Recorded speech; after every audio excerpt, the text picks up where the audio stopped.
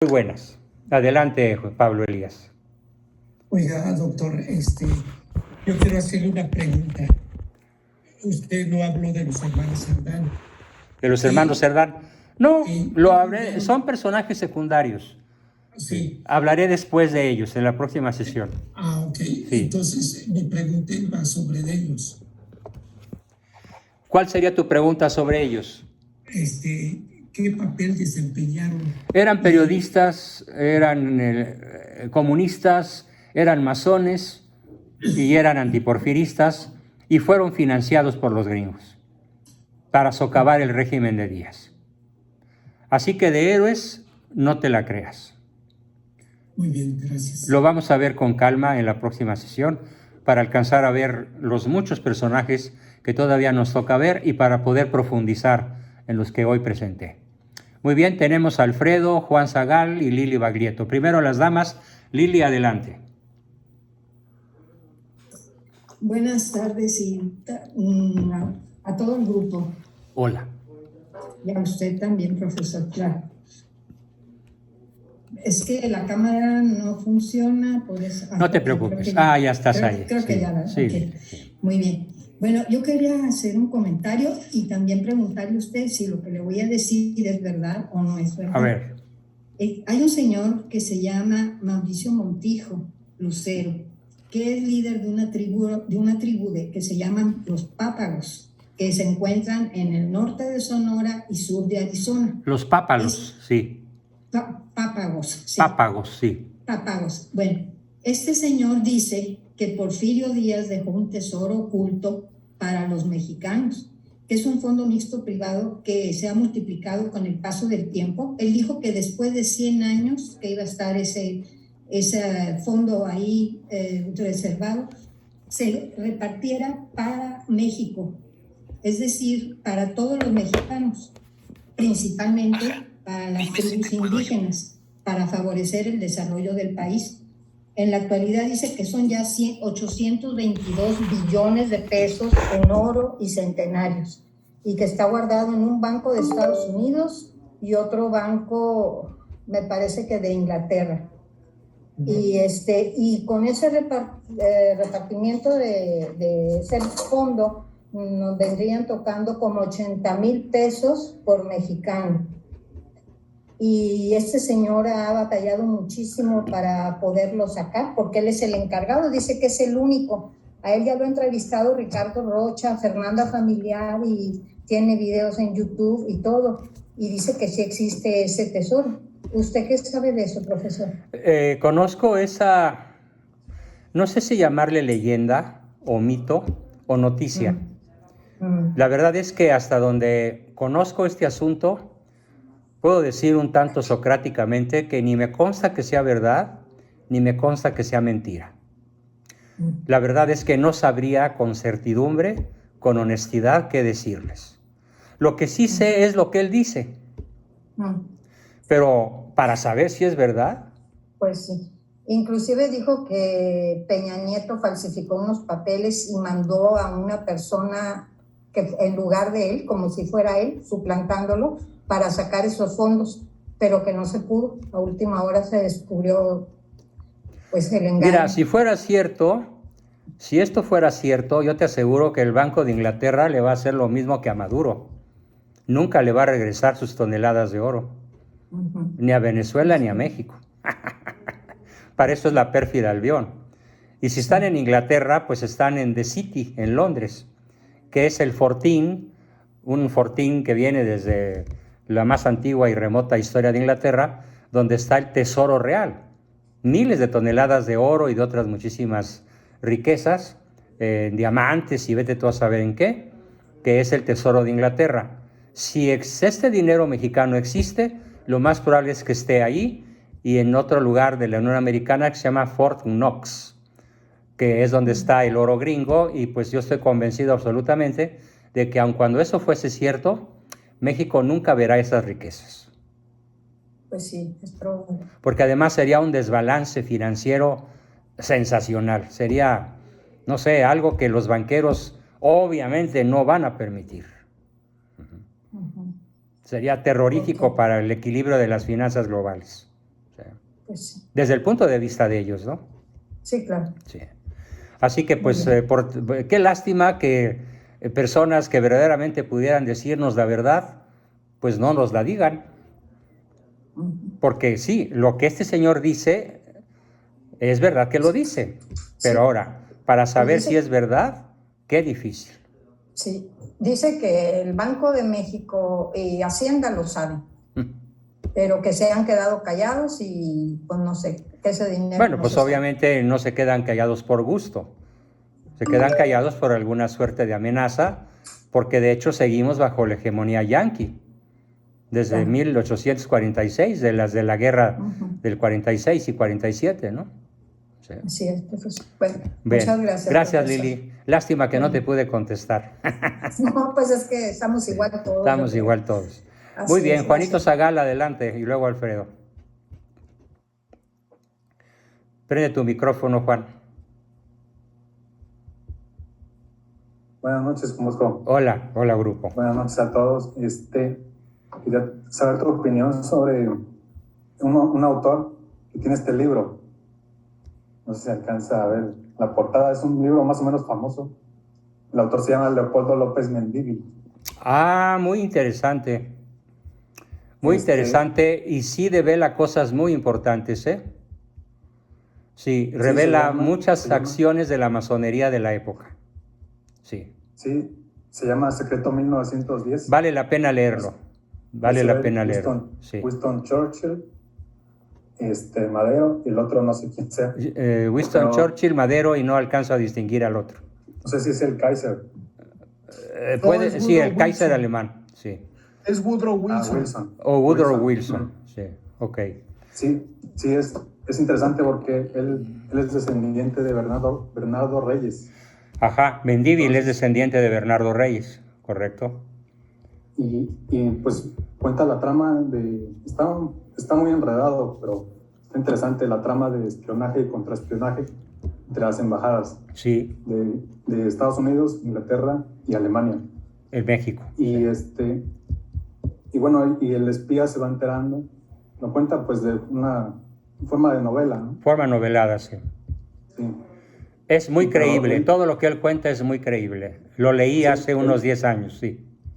Él dice que todo, o casi todo lo que está en el libro es cierto, que mucha información se la pasó directamente a su familia, Bernardo Reyes. No lo dudo, sí, no lo dudo. Y bueno, a grandes rasgos, pues sí me sorprende que cuenta cómo que fue una guerra entre empresarios de Inglaterra, Estados Unidos, Rockefeller, que financió a Madero. Sí, Rockefeller financió a Madero. Sí, y así a cada quien, a cada revolucionario, como Zapata, a Carranza, bueno, muy diferente a lo que nos cuentan, ¿no? Por supuesto, como bien decías al principio, sí. La historia oficial no revela nada de esto, ¿no? Así es. Y algo que no me quedó claro, sobre lo que contaste sobre Victoriano Huerta, cuando Victoriano Huerta está en el poder, Estados Unidos invade Veracruz. Sí. Ahí no sé si Estados Unidos se le puso en contra a Victoriano Huerta. Claro, Victoriano Huerta se puede decir que fue un antirrevolucionario en el sentido puro de la palabra, pero él tenía su propio proyecto de dominación. ¿Sí? Huerta era huertista. ¿Sí? De hecho, todos, pero en cierta forma se opuso a los planes gringos y por eso los gringos invaden Veracruz. ¿Sí? Ok. Bien. ¿Y algo así pudo pasar con Madero? Sí, de hecho Madero tampoco fue finalmente personaje grato para los gringos y apoya que Madero pues también sea asesinado, ¿no? Sí. Sí. Sí, bueno, ahora he investigado un poco más pues, del sionismo y todas estas cosas. Sí. Que los Rockefeller pues están detrás de las dictaduras comunistas, por ejemplo. Por supuesto. A ver. Fidel Castro. Por supuesto. Mira, hay que entender las cosas como lo son desde hace probablemente milenios, pero sobre todo desde la invasión de España por los moros, desde la Primera Mundial, la Segunda Guerra Mundial, la guerra de Vietnam, la caída de las torres de Nueva York. Cuanto conflicto importante haya acontecido en la historia mundial, invariablemente es financiado por la banca sionista. Pero fíjense todos el concepto. Digamos que del escritorio del lado izquierdo salen el oro y los billetes para financiar a los aliados. Inglaterra, Francia, Estados Unidos y otras 100 naciones. Y del lado derecho sale el oro y los billetes para financiar a Hitler. ¿Quién armó a Hitler? Rothschild y Rockefeller. ¿Quién armó a los aliados? Francia, Inglaterra, Estados Unidos, etc. Los mismos. ¿Cuál es la finalidad? Pues cobrarles intereses a ambos bandos, tener cautivos a todos los bandos en disputa. Así lo hicieron con España y los moros. Los banqueros sionistas financiaban a los reyes católicos desde el siglo VIII e incluso a la reina Isabel y don Fernando, pero al mismo tiempo financiaban a los moros, a los turcos, a los árabes, para que siguieran defendiéndose con éxito de los españoles. Por eso la reconquista tardó 7 siglos, gracias al financiamiento secreto de los enemigos del catolicismo, de los enemigos de España. ¿Bien? Sí, y pues, eso está perfectamente vigente en esta época. O sea, no, yo creo que interpreto más o menos a grandes rasgos la revolución que se pelearon México, ¿no? Antes de... Se pelearon México, exactamente. Los recursos... Por los recursos naturales de México, ¿sí? Y por supuesto, pues el ganancioso fue la Unión Americana, ¿no? Muy bien. Tenemos a Alfredo y luego a Connie Amezcua y luego a Ricardo. Adelante, Alfredo. Buenas noches a todos. Hola. Bueno, mi pregunta, primero es un comentario y una pregunta. Sí. Mi comentario es el siguiente. Soy aquí de Zacatecas. Sí. Y he investigado un poco sobre las haciendas durante el Porfiriato. Ajá.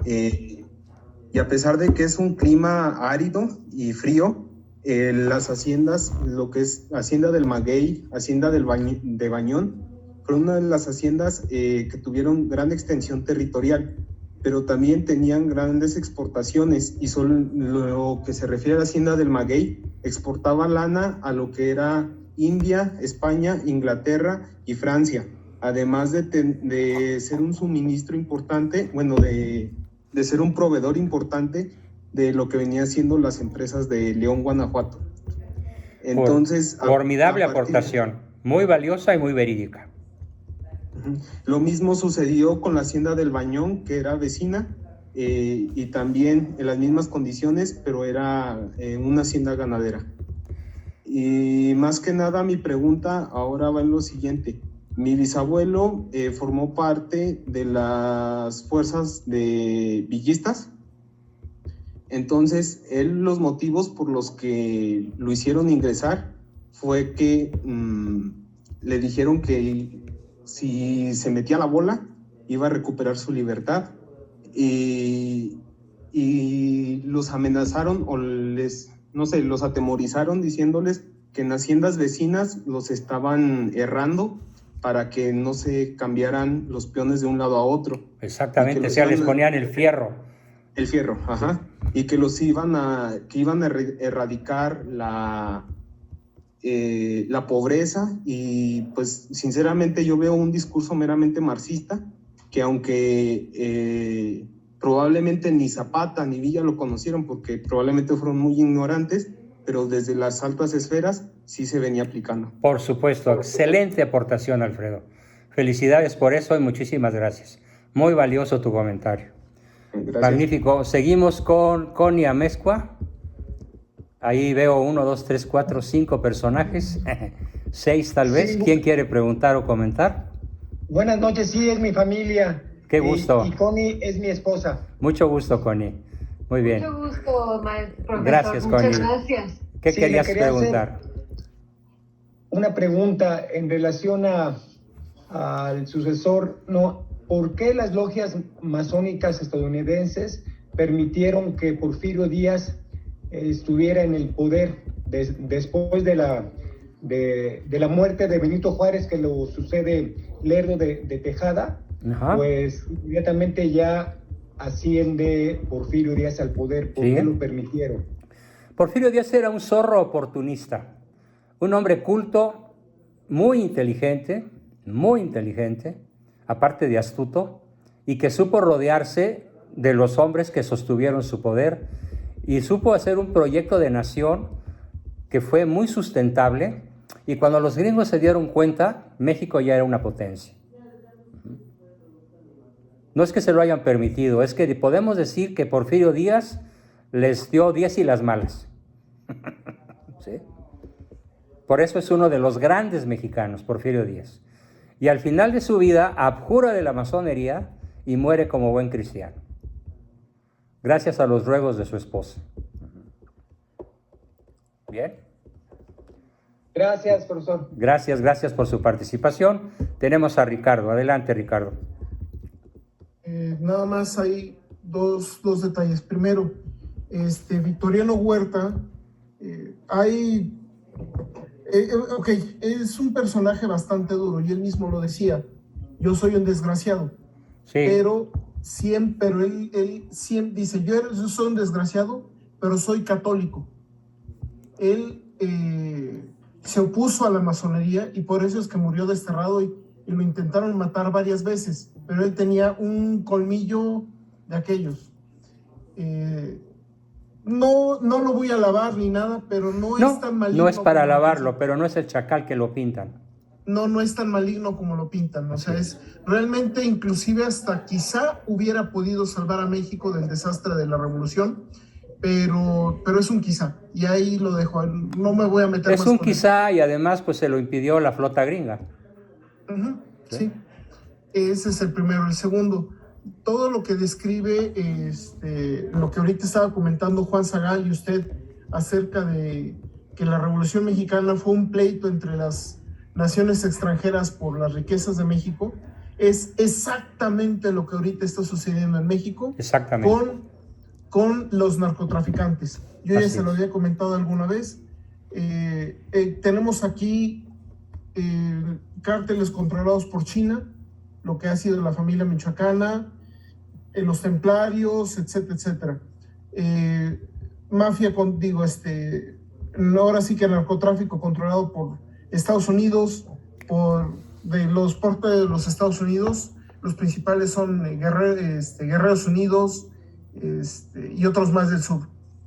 Pero también controlados por Gran Bretaña y por todos ellos. El único cártel que medio tenía cierta relación con el gobierno mexicano era el del Chapo, pero desde que lo mandaron a Estados Unidos, pues ¿por qué será? El Chapito ha sido un verdadero traidor a México. Sí. El Chapo sí quería México, por cierto.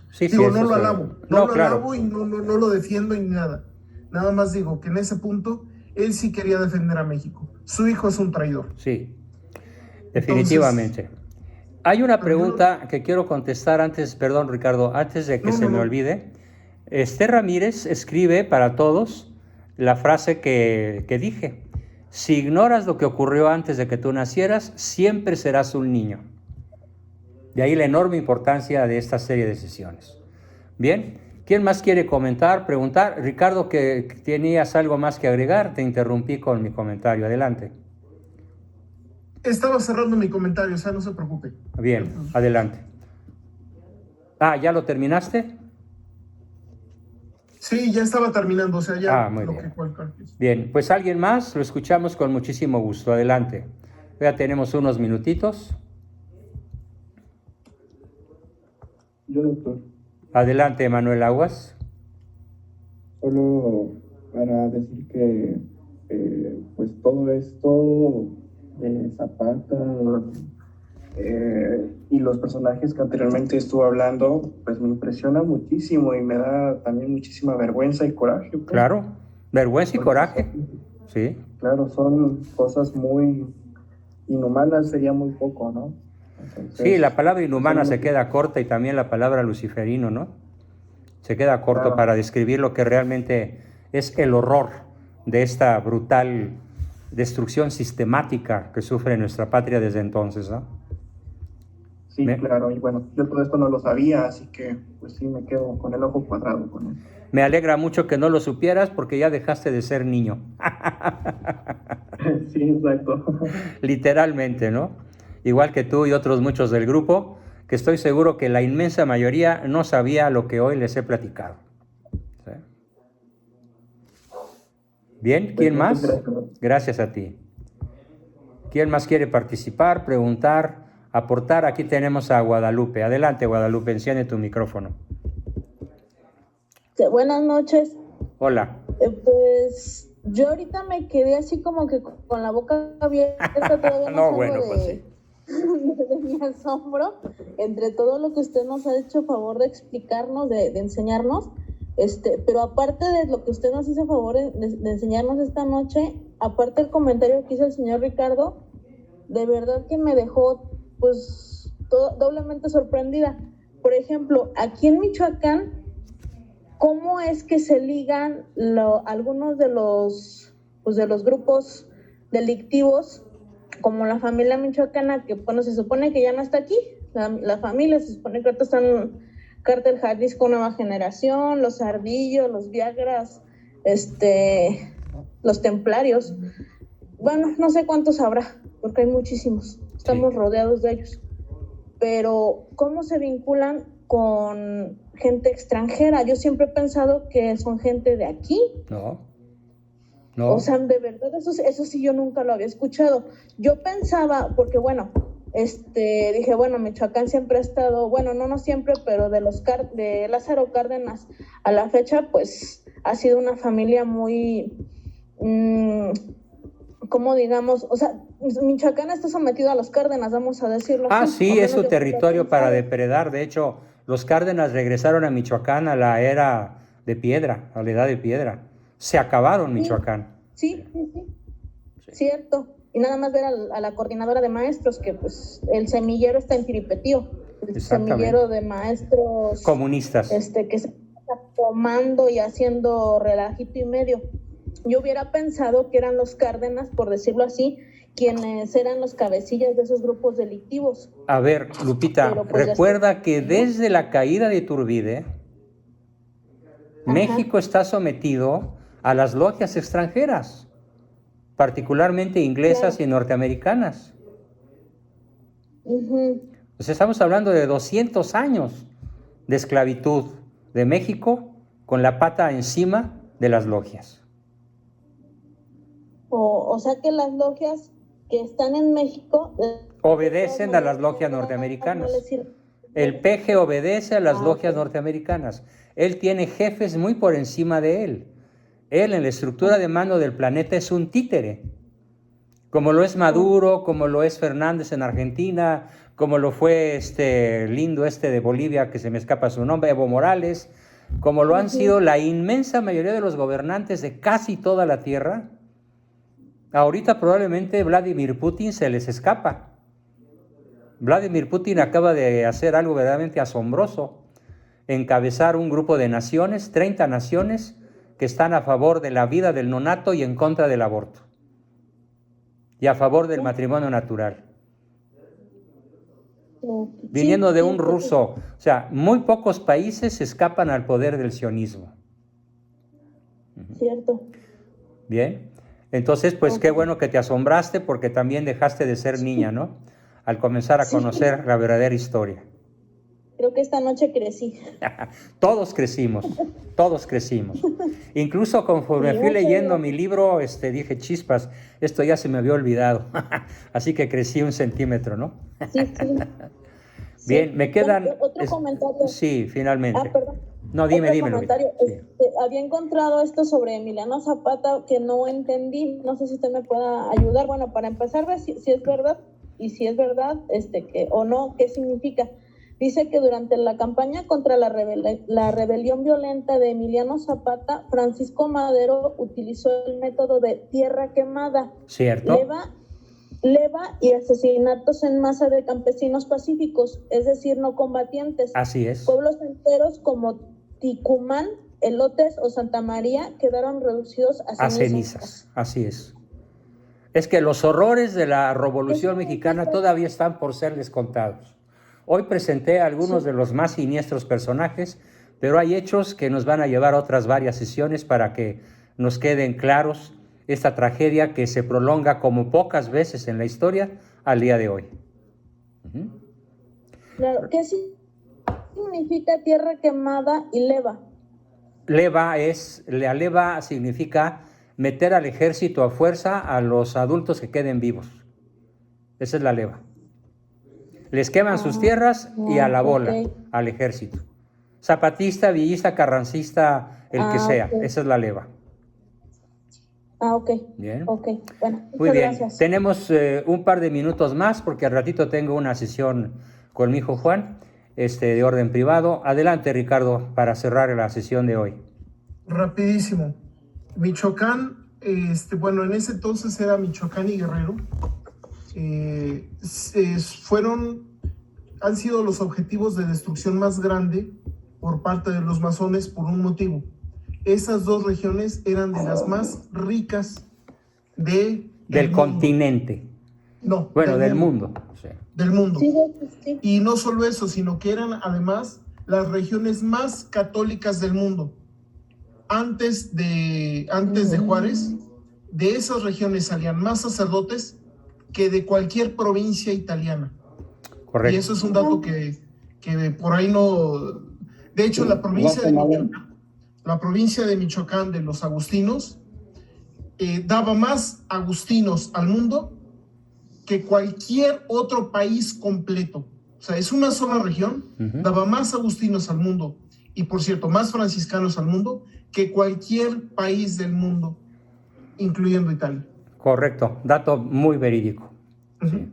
Esa es una. Dos, faltó uno, tierra quemada. Tierra quemada es destrucción total. Sí. Ok. Sí. Entonces, y tercero, Gracias. nada más para los que viven ahí en Michoacán, ¿se han dado cuenta que la mayoría de las llanteras que tienen en todo lo que es Michoacán, principalmente al sur, venden llantas chinas? Sí. Y no hay llantas de otra nación, no hay de otra marca, puras llantas chinas. Es parte de los negocios que tienen. Claro, cayó la familia michoacana y los templarios y todo eso, pero muchos de los que están ahí todavía siguen aliados con los chinos. Entonces, ahorita México está viviendo la Tercera Guerra Mundial. Todos los muertos que estamos teniendo es porque se están peleando las naciones. ¿Por qué? Porque México es el único país que puede destruir a Estados Unidos. Así y por más de un motivo. Si México cerrara completamente el narcotráfico, se acaban los gringos. En 6 meses se acaba. Y no es el único motivo, ¿eh? Hay muchos más motivos de orden geopolítico y geoestratégico que dicen que el único país que puede destruir a Estados Unidos es México. Y por eso es que los Estados Unidos tanto miedo le siguen teniendo y por eso es que tantos países quieren controlar a México. ¿Sí? Correctísimo. Bravo, Ricardo. Excelente aportación. Y un minuto más para Isaac Villa y nos vamos. Adelante, Isaac. Me pareció muy interesante lo que dice Ricardo. La pregunta es, ¿por qué cae Estados Unidos si México termina con el narcotráfico? A ver, nada más piensa en este escenario que yo describo con mucho detalle en muchos capítulos de mi novela, Desde el nido de la serpiente. Quiero que te imagines, ¿tú te imaginas qué es el síndrome de abstinencia de un cocainómano? Que revientan. Revienta, se psicotiza, se enloquece literalmente. Multiplícalo por 40 millones de consumidores habituales y por 80 o 100 millones de consumidores ocasionales. ¿Qué harían para conseguir su droga? Matarse entre ellos, pelear entre ellos, antes de invadir todo el continente con sus armas particulares. O sea, sería un desquiciamiento absoluto si la frontera mexicana fuese realmente cerrada al tráfico de drogas. Pero los más interesados en proteger, incrementar, sostener el tráfico de drogas de México a los Estados Unidos son los banqueros dueños del gran capital. Rothschild, Rockefeller, Goldman Sachs, George Soros, Kuman Love, etc. 11 familias que son las dueñas del 95% de las riquezas de la tierra. Ahí tienes la respuesta. Está fuertísimo. Gracias. Colosalmente apocalíptico. Gracias, Isaac. Pues muchísimas gracias a todos. Nos despedimos. Nos vemos los de lunes el lunes y así cada día de los que les toca. Y nos volvemos a ver con los 80 participantes que tuvimos hoy. Excelente. Nos vemos nuevamente de hoy en 8 el viernes a la misma hora. Sean felices, sean virtuosos y como siempre les recuerdo mi comercial. Por favor, no me dejen morir solo. Me faltan muchísimos de su cuota de noviembre, aunque ya empezaron a fluir, pero está muy a cuentagotas. Apóyenme, por favor, se los ruego encarecidamente. Sean felices, sean virtuosos y hasta la próxima. Muy buenas noches a todos. Buenas noches a todos. Gracias, muchas gracias. Buenas noches. Hasta luego. Adiós.